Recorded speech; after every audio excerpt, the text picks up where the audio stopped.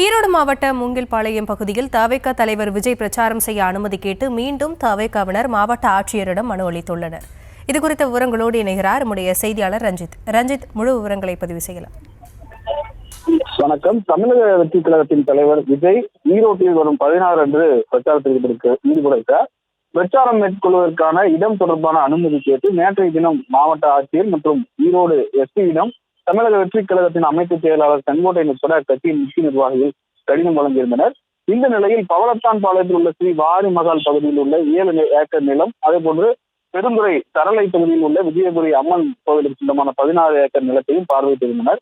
இந்த நிலையில் இன்று கட்சியினுடைய மாநகர் மாவட்ட செயலாளர் பாலாஜி தலைமையிலான நிர்வாகிகள் பெருந்துறை சரளை பகுதியில் உள்ள விஜயபுரி அம்மன் கோவிலுக்கு சொந்தமான 26 ஏக்கர் நிலத்தில் விஜய் வாகனத்தில் நின்றவாறு பிரச்சாரம் மேற்கொள்வதற்கு அனுமதி அளிக்குமாறு தற்பொழுது மாவட்ட ஆட்சியர் கந்தசாமியிடம் மனு அளித்திருக்கிறார்கள்.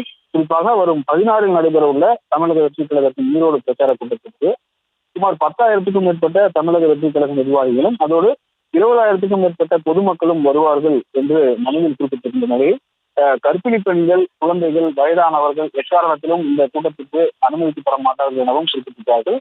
மேலும் குறிப்பிட்ட இடத்தில் போதுமான வாகனங்கள் நிறுத்தும் வசதி இருப்பதால் அனுமதி வழங்குவதோடு நிதிக்கு உரிய பாதுகாப்பை வழங்குமாறும் கோரிக்கை வைத்திருக்கிறார்கள்.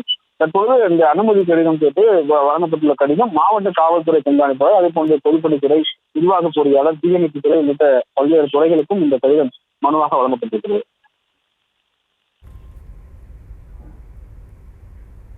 விவரங்களுக்கு நன்றி ரஞ்சித்.